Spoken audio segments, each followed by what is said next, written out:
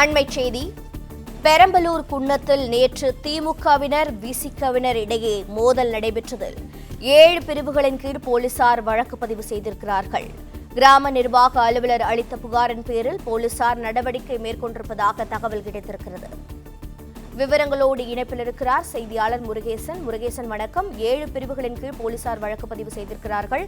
திமுகவினர் மீதா விசிகவினர் மீதா? மேலும் விவரங்களை பதிவு செய்யலாம்.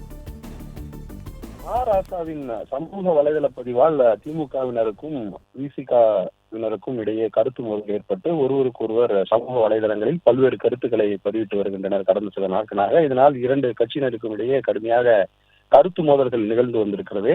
இந்த நிலையில திமுக முக்கிய நிர்வாகிகள் சிலர் மீது விசிகவினரும், விசிக முக்கிய நிர்வாகிகள் உள்ளிட்டவர் மீது திமுகவினரும் மாறி மாறி கருத்து பரிமாற்றம் தொடர்பாக இந்த சம்பவத்தை கண்டித்து ஆர்ப்பாட்டம் நடத்த விசிக கட்சியினரும் அதனைத் தொடர்ந்து திமுக கட்சியினரும் குன்னம் காவல் நிலையத்தில் அனுமதி கோரியிருந்தனர். குன்னம் பேருந்து நிலையத்தில் நேற்று ஆர்ப்பாட்டம் நடத்த அனுமதி கோரியிருந்த நிலையில் 2 அரசியல் கட்சிகளும் ஒரே இடத்தில் கூடினால் சட்ட ஒழுங்கு பிரச்சனை ஏற்படும் என கருதிய காவல்துறை வட்டாரங்கள் அனுமதி மறுத்துவிட்டது. ஆர்ப்பாட்டம் நடத்தக்கூடாது என திட்டவட்டமாக தெரிவித்து விட்டது. இருந்த போதிலும் 2 கட்சியினரும் அங்கு நேற்று காலையிலிருந்து குன்னம் பேருந்து நிறுத்தம் பகுதியில் கூடினர். அடுத்தடுத்து திமுகவினரும் விடுதலை சிறுத்தை கட்சியினரும் கூடி ஒருவருக்கொருவர் வாழ்க ஒழிக கோஷமிட்டதால் இருவருக்கும் இடையே வாக்குவாதம் முற்றி கைகலப்பாக மாறி மோதல் மூண்டது. இதில் ஒருவரை ஒருவர் தாக்கிக் கொண்டனர். கற்களாலும் கட்டைகளாலும் குச்சிகளாலும் பிளாஸ்டிக் பைப்புகளாலும் தாக்கிக் கொண்டனர்.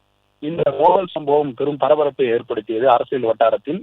இந்த சம்பவம் தொடர்பாக குன்னம் கிராம நிர்வாக அலுவலர் அளித்த புகாரின் பேரில், ஹரிபிரசாத் என்பவர் அளித்த புகாரின் பேரில் குன்னம் போலீசார் 7 பிரிவுகளில் 120க்கும் மேற்பட்டோர் மீது, அதாவது திமுகவை சேர்ந்தோர் மற்றும் விடுதலை சிறுத்தைகள் கட்சியை சேர்ந்தவர் என மொத்தம் 2 அரசியல் கட்சியை சேர்ந்த அந்த மோதல் சம்பவத்தின் போது அங்கு இருந்தவர்களை அங்கு பதிவான சிசிடிவி மற்றும் வீடியோ பதிவு காட்சிகளின் அடிப்படையில் அடையாளம் கண்டு 120க்கும் மேற்பட்டோர் மீது 7 பிரிவுகளின் கீழ் 191, 296 பி, 115 மற்றும் 118 மற்றும் 351 மற்றும் 132 பிஎன்எஸ் ஆக்ட், 223 பிஎன்எஸ் ஆக்ட் என 7 பிரிவுகளின் கீழ் வழக்கு பதிவு செய்து விசாரணை மேற்கொண்டு வருகின்றனர்.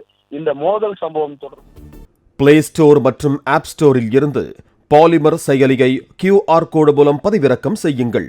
செய்திகளை உடனுக்குடன் பெறுங்கள்.